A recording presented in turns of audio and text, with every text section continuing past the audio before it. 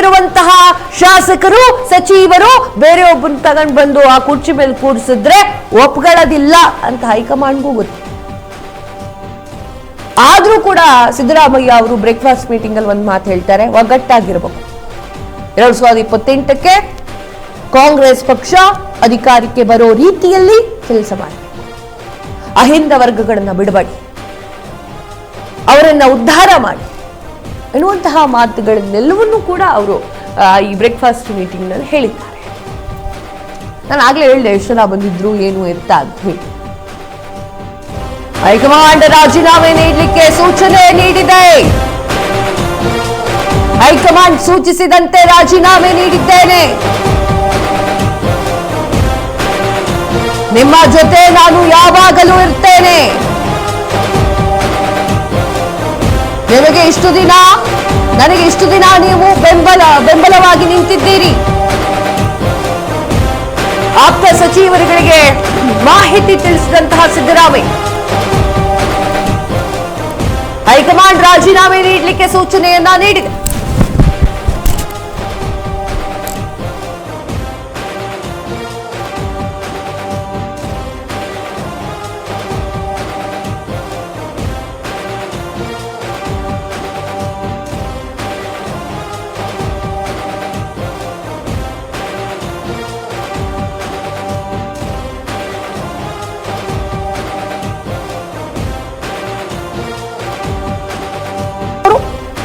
High command ರಾಜೀನಾಮೆ ನೀಡೋದಕ್ಕೆ ಸೂಚನೆಯನ್ನ ಕೊಟ್ಟಿದೆ ಅಂತ ಈಗ ಬಾಯ್ ಬಿಟ್ಟಿದ್ದಾರೆ ಸಿದ್ದು. ಎಸ್ ನೋಡಿ, ಹೈಕಮಾಂಡ್ ಸೂಚನೆಯ ಮೇರೆಗೆ ರಾಜೀನಾಮೆಯನ್ನ ಕೊಡ್ತಾ ಇದ್ದೀನಿ. ಹೈಕಮಾಂಡ್ ಹೇಳಿದೆ, ಹಾಗಾಗಿ ನಾನು ರಾಜೀನಾಮೆಯನ್ನ ಕೊಡ್ತಾ ಇದ್ದೀನಿ. ನಿಮ್ಮ ಜೊತೆ ನಾನು ಯಾವಾಗ್ಲೂ ಕೂಡ ಸದಾ ನಿಂತಿರ್ತೀನಿ. ಏನೇ ಕಷ್ಟ ಕಾರ್ಪಣ್ಯಗಳು ಬಂದರೂ ಕೂಡ ನನ್ನ ಜೊತೆ ನೀವು ಅಹವಾಲುಗಳನ್ನ ಹಂಚಿಕೊಳ್ಳಬಹುದು. ನಾನು ಮುಖ್ಯಮಂತ್ರಿ ಸ್ಥಾನದಿಂದ ಕೆಳಗೆ ಇಲ್ಲದೆ ಅಂದ ತಕ್ಷಣ ನನ್ನ ಹತ್ರ ನೀವು ಯಾವುದೇ ಸಮಸ್ಯೆಗಳನ್ನ ಹಂಚಿಕೊಳ್ಳದೆ ಇರೋದಕ್ಕೆ ಹೋಗಬೇಡಿ. ಬನ್ನಿ, ನಿಮ್ಮ ಪ್ರಾಬ್ಲಮ್ಸ್ ಏನಿದೆ ಎಲ್ಲವನ್ನೂ ಕೂಡ ನನ್ನ ಹತ್ರ ಹಂಚ್ಕೊಳ್ಳಿ ಅಂತ ಈಗ ಹೇಳಿಕೆಯನ್ನ ಕೊಟ್ಟಿರುವಂತದ್ದು. ಇದರ ಬಗ್ಗೆ ಹೆಚ್ಚಿನ ಡೀಟೇಲ್ಸ್ ಅನ್ನ ಕೊಡ್ತಾ ಹೋಗ್ತಾರೆ ನಮ್ಮ ಪ್ರತಿನಿಧಿ ಜೋಯಲ್ ಐಕೋಡ್. ನೇರ ಸಂಪರ್ಕದಿಂದ ಜಾಯ್ನ್ ಆಗ್ತಿದ್ದಾರೆ. ಎಸ್ ಜೋಯಲ್, ನಿಜಕ್ಕೂ ಕೂಡ ಒಂದು ಕಡೆ ರಾಜ್ಯ ರಾಜಕಾರಣದಲ್ಲಿ ಸಂಚಲನ ಮೂಡಿಸ್ತಾ ಇದೆ ಅಂತಾನೆ ಹೇಳ್ಬಹುದು ಇವತ್ತಿನ ಬೆಳವಣಿಗೆ. ನೋಡಿ, ಎಷ್ಟು ಆತ್ಮೀಯವಾಗಿ, ಎಷ್ಟು ಭಾವನಾತ್ಮಕವಾಗಿ ಡಿಸಿಎಂ ಡಿಕೆ ಶಿವಕುಮಾರ್ ಸಿದ್ದರಾಮಯ್ಯನವರನ್ನ ಅಪ್ಪಿಕೊಳ್ತಾ ಇದ್ದಾರೆ, ಅವರ ಕಾಲಿಗೆ ನಮಸ್ಕರಿಸ್ತಾ ಇದ್ದಾರೆ. ಇದೆಲ್ಲ ಒಂಥರ ಸಿದ್ದರಾಮಯ್ಯನವರ ವಿದಾಯದ ಕೊನೆಯ ಕ್ಷಣ ಅಂತ ಹೇಳಿದ್ರು ಕೂಡ ತಪ್ಪಾಗ್ಲಿಕ್ಕಿಲ್ಲ. ಸದ್ಯದ ಬೆಳವಣಿಗೆ ಹೇಗಿದೆ ಅಂತ?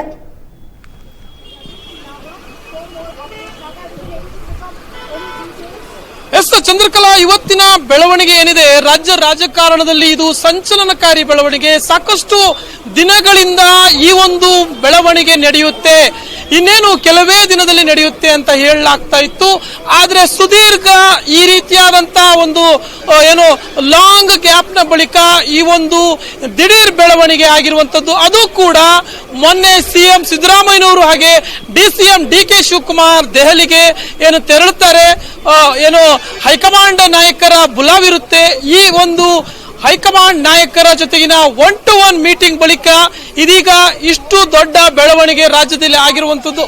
ಸೊ ಗಮನಿಸ್ತಾ ಹೋದ್ರೆ ರಾಜ್ಯದಲ್ಲಿ ಸಾಕಷ್ಟು ವಿಚಾರಗಳು ನಡೀತಾ ಇದಾವೆ. ಸೊ ಈ ಒಂದು ಏನು ರಾಜ್ಯ ರಾಜಕಾರಣದಲ್ಲಿ ನಡೀತಾ ಇರುವಂತಹ ಈ ಒಂದು ಸಂಚಲನಕಾರಿ ಬೆಳವಣಿಗೆ ಏನಿದೆ ಇದು ನಿಜಕ್ಕೂ ಕೂಡ ಎಲ್ಲರಲ್ಲೂ ಕೂಡ ಒಂದು ಶಾಕ್ ಅನ್ನ ಮೂಡಿಸಿರುವಂತದ್ದು ನಾವು ಗಮನಿಸ್ತಾನೆ ಇದೀವಿ.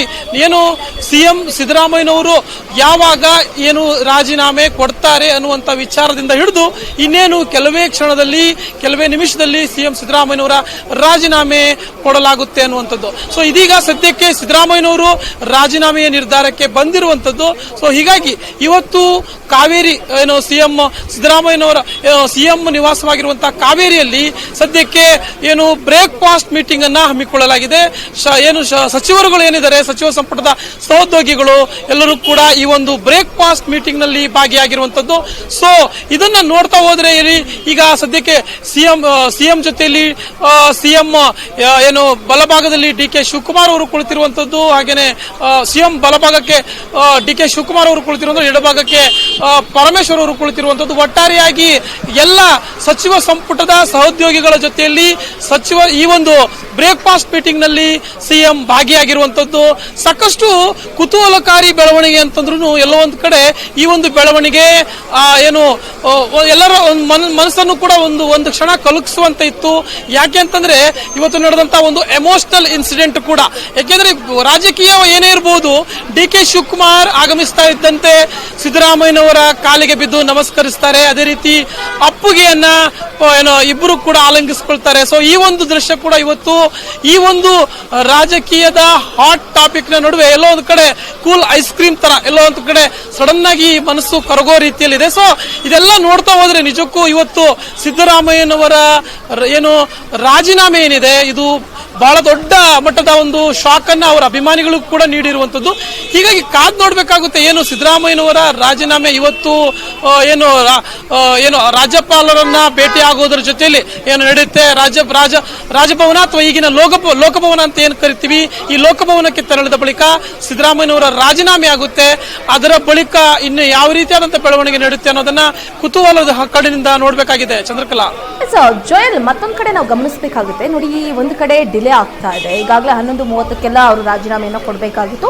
ಪ್ರಕ್ರಿಯೆ ಸ್ವಲ್ಪ ಡಿಲೇ ಆಗ್ತಾ ಇದೆ. ರಾಜ್ಯಪಾಲರು ಮುಂಬೈಯಿಂದ ಎಷ್ಟು ಗಂಟೆಗೆ ಬರಬಹುದು, ಅಥವಾ ರಾಜ್ಯಪಾಲರನ್ನ ಹೊರತುಪಡಿಸಿದ್ರೆ ಅವರ ಕಾರ್ಯದರ್ಶಿ ಕೈಯಲ್ಲೇ ಏನಾದರೂ ರಾಜೀನಾಮೆಯನ್ನ ಕೊಡಬಹುದಾ ಹೇಗೆ ಸಿದ್ದರಾಮಯ್ಯನವರು ಅಂತ?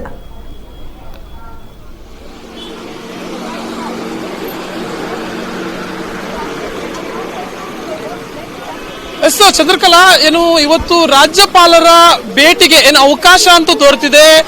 ಮಧ್ಯಾಹ್ನ 3:30 ಈ ಒಂದು ಅವಕಾಶ ಸಿಕ್ಕಿರುವಂತದ್ದು. ಆದ್ರೆ ಈ ಒಂದು ಕಹಾನಿ ಮೇ ಟ್ವಿಸ್ಟ್ ಅನ್ನೋ ರೀತಿಯಲ್ಲಿ ಈ ರೀತಿಯಾದಂತಹ ಒಂದು ಬೆಳವಣಿಗೆಯಲ್ಲಿ ಒಂದು ಟ್ವಿಸ್ಟ್ ದೊರಕ್ತಾ ಇರುವಂತದ್ದು.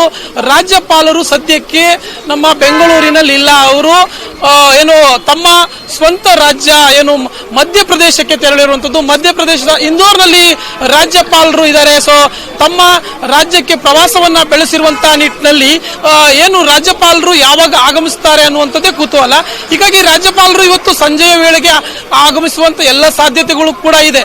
ಆದ್ರೆ ಇನ್ನೊಂದು ಕುತೂಹಲ ಗರಿಗೆದರಿರುವಂತದ್ದು, ಸಿದ್ದರಾಮಯ್ಯನವರು ಏನು ಈ ರಾಜ್ಯಪಾಲರು ಬರೋವರೆಗೆ ಕಾಯ್ತಾರಾ, ಅಥವಾ ಏನು ರಾಜಭವನದ ಅಧಿಕಾರಿಗಳೇನಿದ್ದಾರೆ, ಸೆಕ್ರೆಟರಿ ಏನಿದ್ದಾರೆ, ಅವರ ಬಳಿನೇ ತಮ್ಮ ರಾಜೀನಾಮೆ ಪತ್ರವನ್ನ ನೀಡಿ ಬರ್ತಾರಾ ಅನ್ನುವಂಥದ್ದು, ಅಲ್ಲೇ ರಾಜೀನಾಮೆ ಸಲ್ಲಿಸಿ ಬರ್ತಾರಾ ಅನ್ನುವಂಥದ್ದು ಕುತೂಹಲವನ್ನು ಕೆರಳಿಸಿದೆ. ಸೊ ಹೀಗಾಗಿ ಸಿದ್ದರಾಮಯ್ಯನವರಂತೂ ಮುಂದೆ ಇಟ್ಟ ಹೆಜ್ಜೆಯನ್ನ ಇದೀಗ ಹಿಂದೆ ಇಡುವಂತ ಮಾತೇ ಇಲ್ಲ. ಇದಕ್ಕೆ ಉತ್ತಮವಾದಂತಹ ಒಂದಷ್ಟು ಉದಾಹರಣೆ ಅಂತಂದ್ರೆ, ಈಗಾಗಲೇ ಸಿದ್ದರಾಮಯ್ಯನವರು ಏನು ಅಷ್ಟು ಒತ್ತಾಯವನ್ನು ಮಾಡಿದ್ರು, ಏನು ಅವರ ಆಪ್ತ ಶಾಸಕರು ಹಾಗೆ ಸಚಿವರುಗಳು ಅಷ್ಟು ಒತ್ತಾಯವನ್ನು ಮಾಡೋದು ಕೂಡ ಏನು ಸಹಿ ಸಂಗ್ರಹವನ್ನ ಮಾಡ್ತೇವೆ, ನಿಮ್ಮ ಪರವಾಗಿ ನಾವು ಇದ್ದೇವೆ ಅನ್ನುವಂತ ಎಲ್ಲ ಆಶ್ವಾಸನೆಯನ್ನ ಒಂದು ವಿಶ್ವಾಸವನ್ನ ವ್ಯಕ್ತಪಡಿಸಿದ್ರು ಕೂಡ ಸಿದ್ದರಾಮಯ್ಯನವರು ಮಾತ್ರ ಯಾವುದೇ ಕಾರಣಕ್ಕೂ ನಾನು ಈಗಾಗಲೇ ರಾಜೀನಾಮೆ ಕೊಡೋಕೆ ನಿರ್ಧರಿಸಿದ್ದೇನೆ ಅನ್ನುವಂತ ನಿರ್ಧಾರಕ್ಕೆ ಬಂದಿರುವಂತದ್ದು. ಎಲ್ಲೋ ಒಂದು ಕಡೆ ಕಾಂಗ್ರೆಸ್ನ ಏನು ಪವರ್ಫುಲ್ ಕುಟುಂಬ ಏನಿದೆ, ಕಾಂಗ್ರೆಸ್ನ ಕುಟುಂಬ ಗಾಂಧಿ ಕುಟುಂಬ ಏನಿದೆ, ಅದಕ್ಕೆ ಸಿದ್ದರಾಮಯ್ಯನವರು ತಲೆಬಾಗಿದಂತೆ ಕಾಣಿಸ್ತಾ ಇದೆ. ಚಂದ್ರಕಲಾ,